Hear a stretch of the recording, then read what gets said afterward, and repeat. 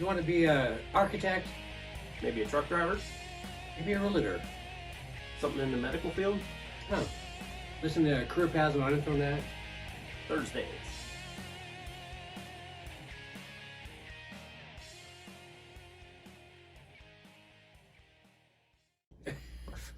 I forget constantly. So do I.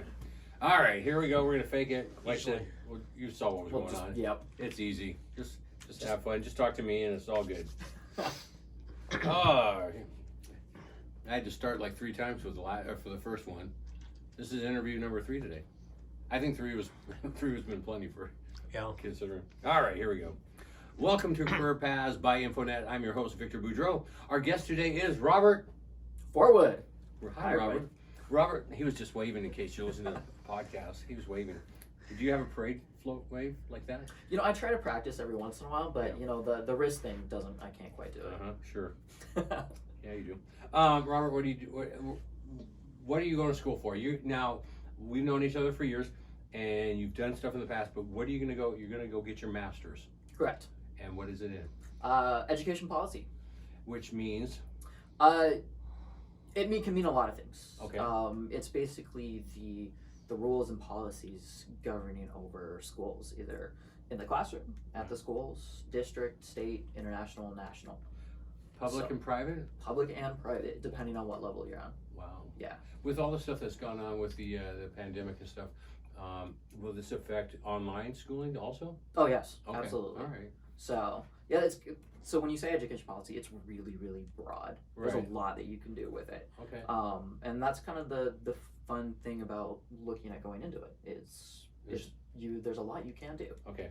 So you're not like, I'm going to do this and this is exactly what I'm going to be doing. So, but even if you do that, you can very often change. And Yeah. There's okay. Yeah. Lots of stuff to do within it. Give us a little background about yourself, Robert. How old are you? 32. 32. 32. Well, or 8, whichever one you want to go with. Okay. Whatever works for you. Yeah. I don't care. It's your age. You're single. Yes. No kids.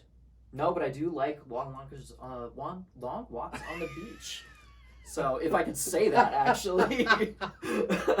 Is this a career path or a dating show, Vic? Well, we've been dating for a while then. True.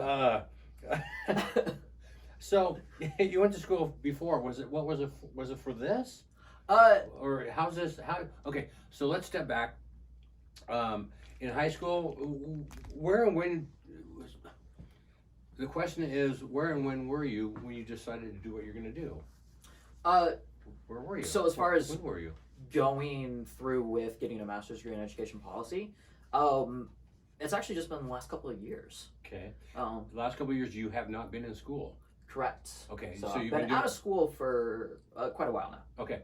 And so out of high school, you went back into school shortly. College after that? Yeah, college and after. Obviously, you take your basic stuff, but then where did you go with that before you stopped doing the school things? Now, I'm just trying to clarify. So, so I actually started with international business Right. for an undergrad. Decided that actually wasn't quite work for me. Okay. So I actually switched over to global politics. Okay, and I'm aware of this because we worked together at a job and we talked some, and I know I enjoyed your input because you were insightful on things I wasn't aware of. Once again, I learn all the time. Well, that's a good day when you learn something. Yeah, I know, right? So, how long were you into that, or what inspired you to do that? You changed because once again you changed. So what happened? When it comes to careers, I change a lot actually. I mean, there's always something new and fun to do. But really, it was kind of growing up from a military diplomatic family.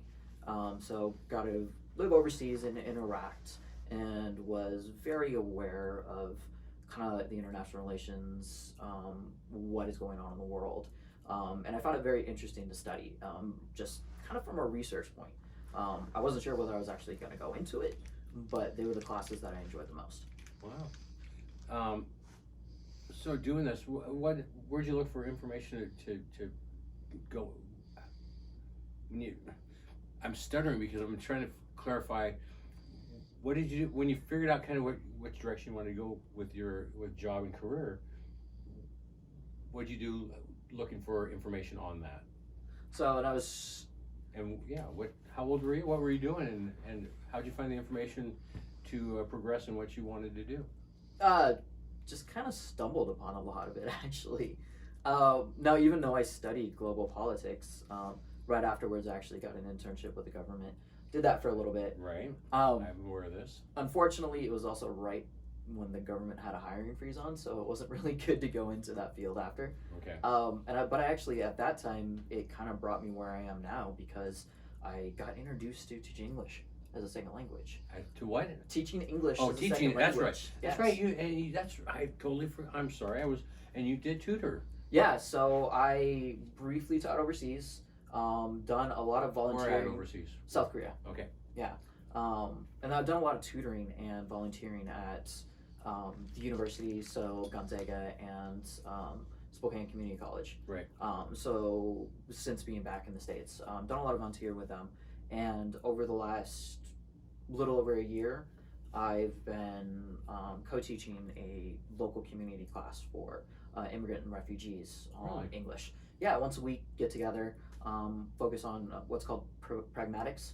The language is like it is actually used, rather than kind of like those fake dialogues that you get in textbooks and stuff like that. Okay. So more of a real life, and yeah. How many students do you have, or people that you tutor with at that? So have you been with those classes? So with a community class like this, it can range. Have as little as one student for like 2 or 3 teachers, or we've had up to 9, 10.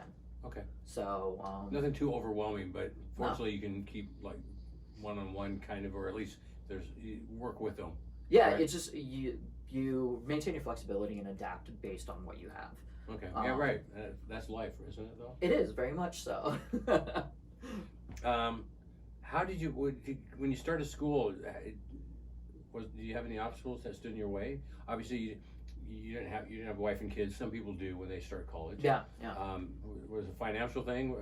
Has that been an issue, or were you forced into that way, or? No, I was actually pretty lucky that way. Right. I guess my biggest obstacle in school was it took me a while to get into it. I think that's why I changed my major. And I had one very specific goal in college, and that was to study abroad in China. Everything else didn't really matter in between. Huh. So, but it ended up mattering a lot, actually. Because? Because that's what got me interested in many of the things that I do now. Did you get to do that? A little bit, yeah, actually. What'd you do? So, mostly it got me interested in policy research, Okay. which is going to be a big focus for the So next you went few from times. teaching English to now getting into policy, and now doing an educational policy. Yep. Okay. So, kind of, There's yeah, a it's kind of progression. a little bit of a progression. Yeah, you're fine. You can smack the mic around. It won't be the I first might time. do that a few times. Yeah. So that was your only obstacle? Did you, how'd you move past that besides really? So, as far as like school, I mean, I was lucky, yeah. Not a lot of obstacles got me through. Right. Life always throws you a curveball, and that's kind of where it's gotten me a lot. Right. And that's why, oh geez, I guess it's been 8, 9 years since I actually finished my undergrad. Wow. And I've How long have I known you? 4 years? Something like that. It's been quite a few years. A little It's bit. like, yeah. Okay. Yeah. But yeah, so life throws you a curveball, and you kind of just adapt to the way it is, and that's actually how I got into my current job, which is retail management. Yeah. I like that. Retail management for it's a video game. Just to say a big company. A big company, Yeah. a video game company. Yeah. Okay. I've heard, I think I've heard of them. Yeah, it's not the only organization I've worked with in No. retail management either. So, What was the hardest part about being in school when you were in school before? Because you're getting ready to go back. Yeah. Within a week or two. a week. So you're going to go back get your master's. We'll touch upon that here shortly. What was the worst part so far back in the day? What was the worst part for your school when you were in school before? I mean, besides having to learn this stuff and blah blah blah. Anything Yeah, I mean, general education. Yeah, that's not very fun to do in right, school. but anything else that stands in your way, or is thought process that sticks in your head, like, oh, I remember this teacher. I mean, sometimes there's something like that, but I don't know.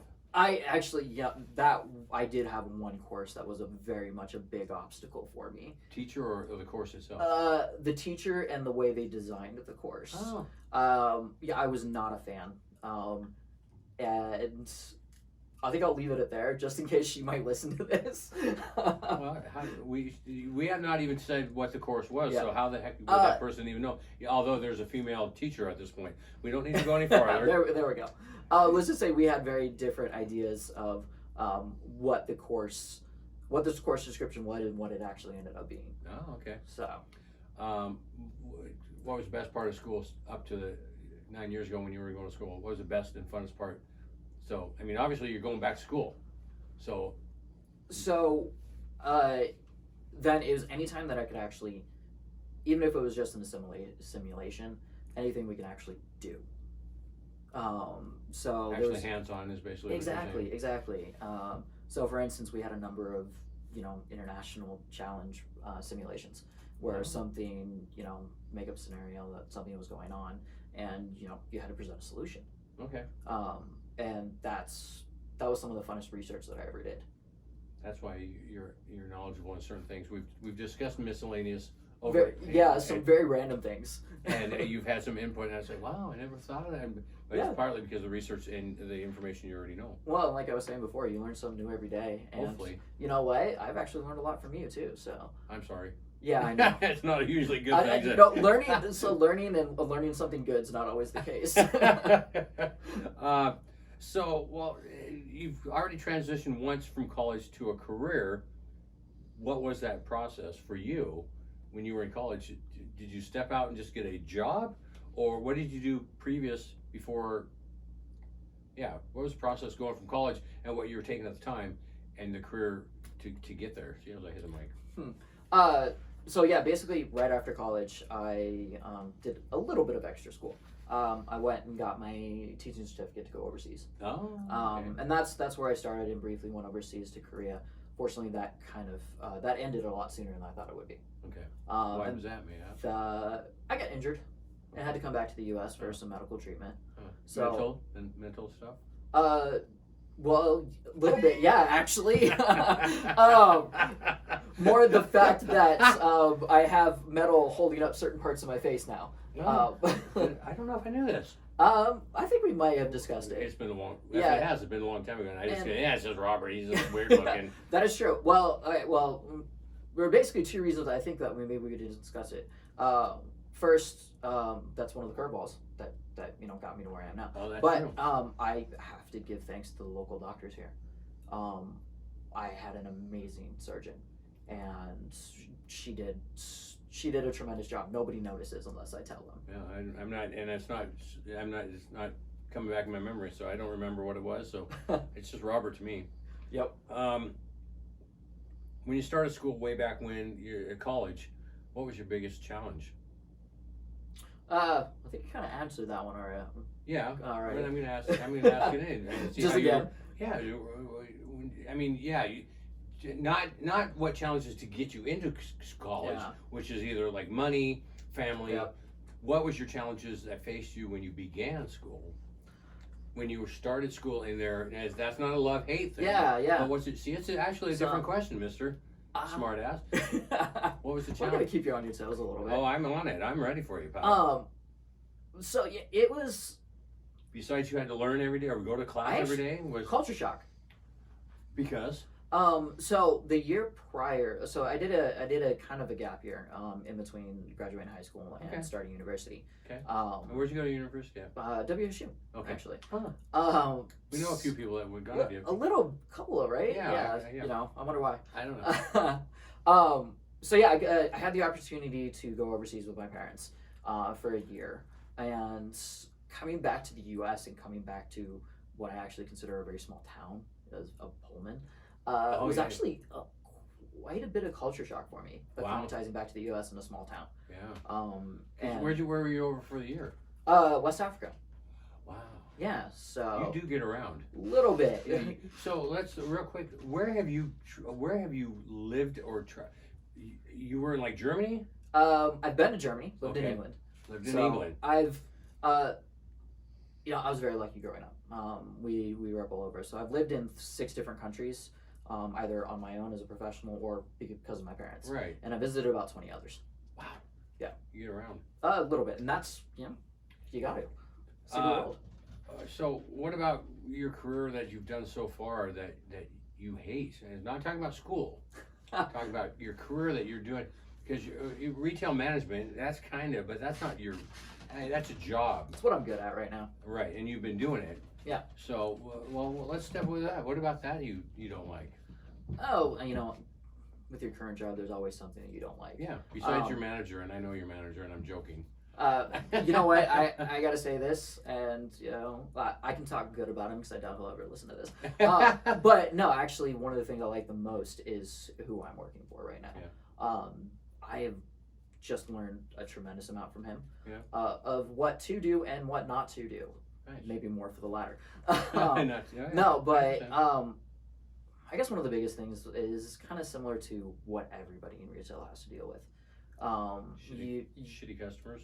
Yeah, but there's a particular kind. The ones that come in there and just think you're trying to screw them over. Yeah. When in so many cases, especially for this because you work there too. It's somebody comes through the door, you want to help them.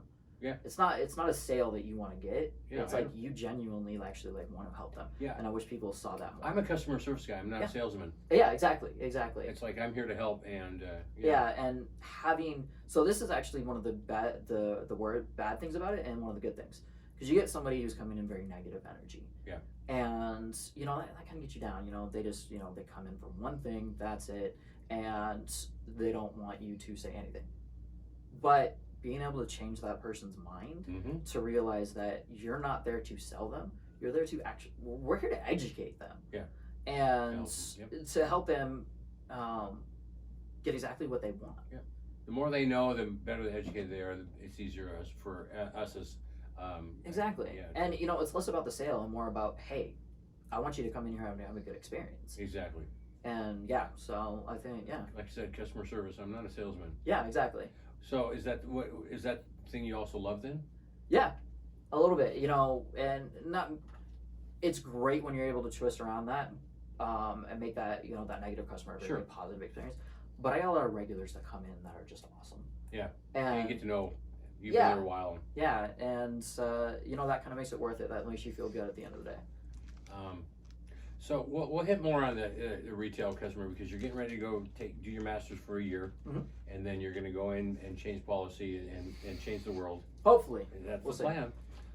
What's a typical day consist of right now for you? Like, what do you go to work? You get up, go to work. What do you do? How many hours you work a day? Typically doing what your sales management. Right now it's full time. Well, as much as full time can't be right now. Yeah. So it's, without going into specifics of what I do at work all the time. Right. It's go to work, do the best you can, and make those good experiences for work so you can have fun. But you go through inventory, you do, and blah blah blah. But you have all those business management aspects. You do have a business to run. You have to worry about. You do have to make the sales. You have all those things that you would get from any career. You always have more benchmarks that you have to do. So that's something that you focus on. As a manager, that's your focus. But in my position particularly, this is where actually education gets put into it. Are you? I'm a trainer. Right. So that's kind of where that's what I currently do right now, in addition to the business management side, is I really help out with all the training for new employees, and kind of where they go. Are you the assistant manager up there? Yeah. Okay, that's your official title. Yes. Okay. So you got benefits and healthcare at this point? Yeah. Vacation time? Yes. Okay. I can't be specific because I can't say where you're at, but it's all part of the package deal when you step in. So in case somebody wants to do retail management, there are benefits. It's not you got dealing with customers, but there's tasks you got to do. It's not just bullshit. It's one of those things that the reason why I'm doing it right now is because I'm good at it. Yeah. And it's what's allowing me to basically live. Yeah. Why I pursue my passion. Right. And you're getting ready to pursue your passion big time. Exactly. Yeah. time in the office, time in the field, which you really are. Time in the office is in the store, isn't it? Yeah, it's the same thing. It's the time in the office is in the field. Right. Yeah. And that's kind of where I'd want to keep it anyways. Right. But you play, but doing you guys at the store that you work at, video games, right? Yeah. So do you get to play video games once in a while, or do you? Not at work, unfortunately. Yeah, I know, but right? Yeah. Yeah, we you got to make sure you test your own product. Once in a while, right? Once in a while. But I mean, that's nothing. It's no longer taboo in society. No, video gaming isn't bad. No, it's. I mean, what the average age of a gamer is probably in their 40s now. Is it? Yeah, it's Wow. it's up there. So. Wow. So I'm close to almost 40, so I'm okay. What's the biggest misconception about your career/job that you do right now? So that I do right now is that we just care about dollar signs.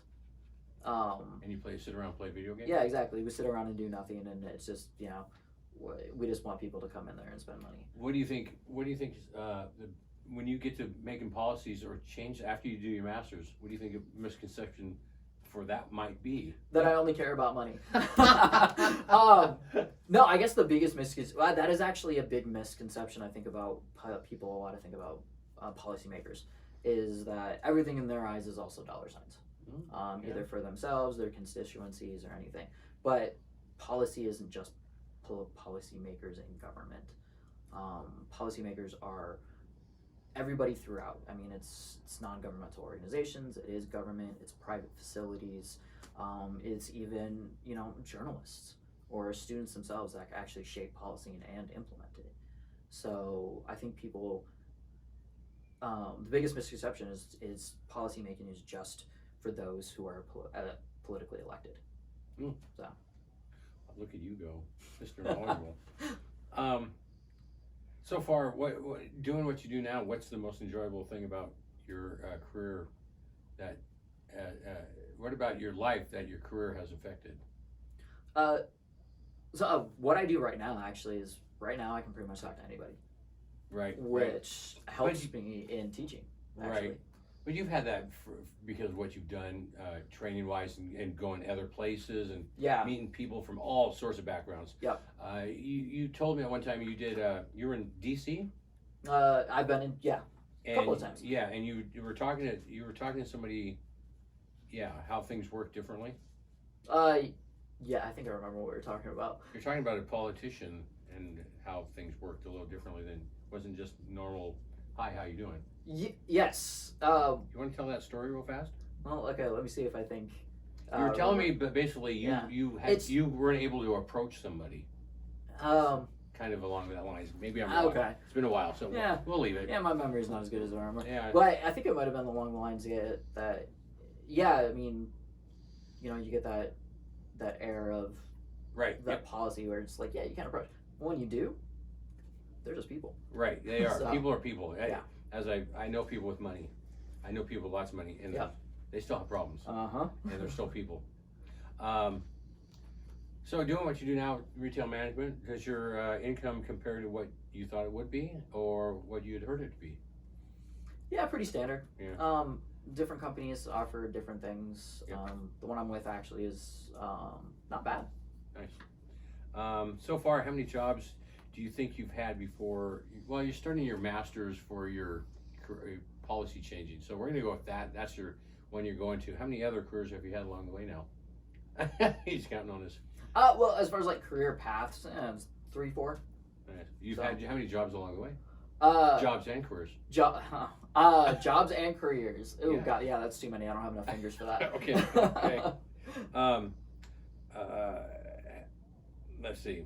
As I stutter and stumble, guys, you're way too easy on this because your master's degree. How long is your master's degree going to take? 1 year, actually. And what? And that's you gonna be working at all during this?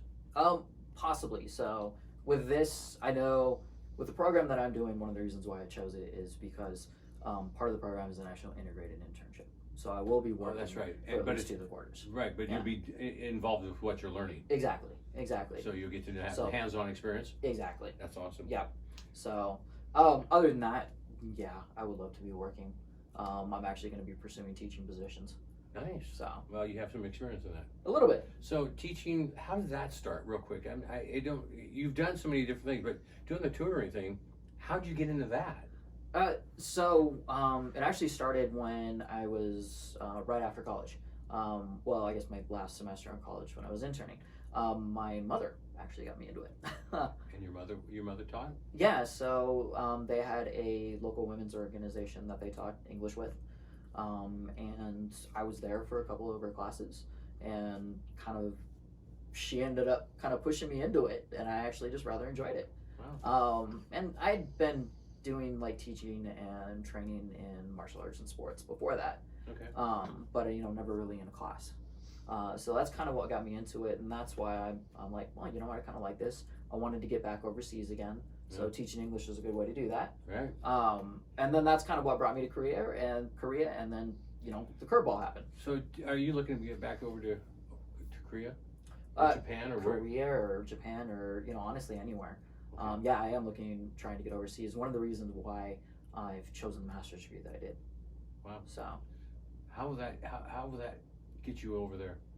So with my background in teaching English, so I could pursue opportunities to teach more specific type of English overseas. Oh. Okay. Master's degree isn't only going to give me it'll give me that prestige that some organizations will look for. Right. But specifically the policy aspect of it as well is that international education is going to have to change because of COVID. And that you've already seen that happen right now. And being part of that change is going to be something that's going to be going on for a while, and that's kind of where I see my career going after this. And that's going to offer me, because, well, it's kind of hard to get into the U.S. right now, so I'm going to actually have to go to them. So there you go. Yeah. So what advice would you give anybody that wanted to get into retail management, and what advice would you give to somebody that wanted to get into doing the teaching, policy change? So anybody looking to get into retail management is, if you're good at it and you like it, go for it. I've had many people in my life, including family, that have made careers out of retail management. They enjoy it. Yeah. That's changed though lately. A little bit. Yeah.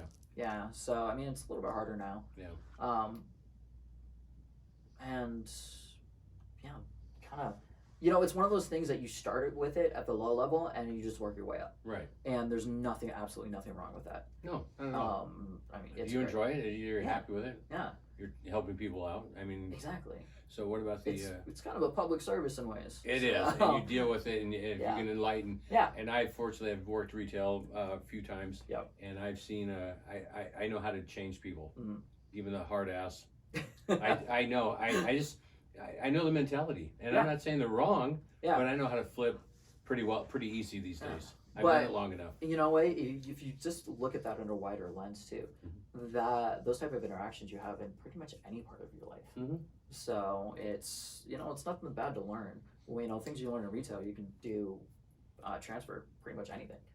So I always liked working at the one retail store, the sports store, where they'll come in and I'll be wearing a specific jersey of a specific team, and they'll make a negative comment. Yeah.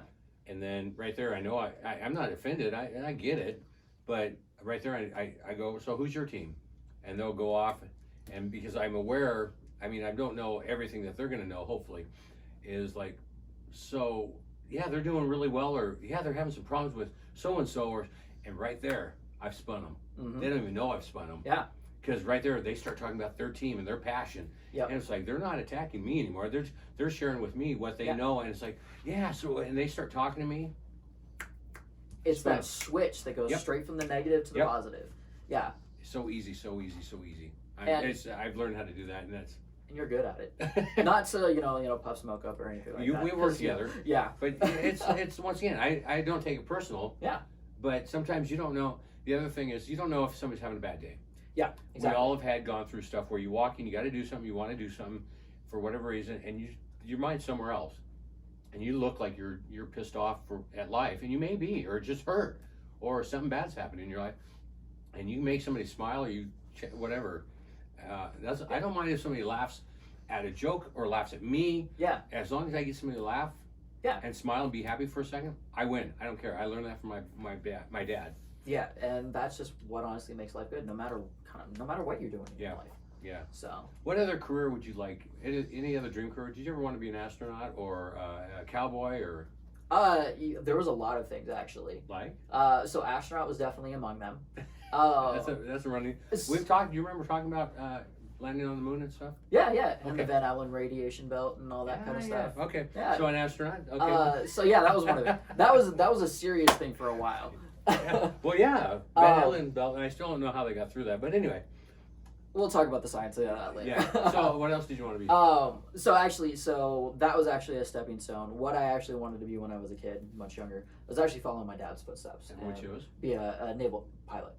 I didn't know your dad was a pilot. Yeah. So That's how you got around. Yeah, exactly. So actually, both my parents were in the military. I know. Well, my dad was a retired Air Force, but your dad was Navy, huh? Yep, both my parents actually. Pilot, huh? Yeah. So yeah, I wanted to follow in his footsteps. And then, unbeknownst to me, my parents already knew I was colorblind, and I didn't find out that you can't be a pilot in the military if you're colorblind. Huh. I was about 10. How dare they? Yeah, I know. Then it kind of like spun around, and there was a number of things after that.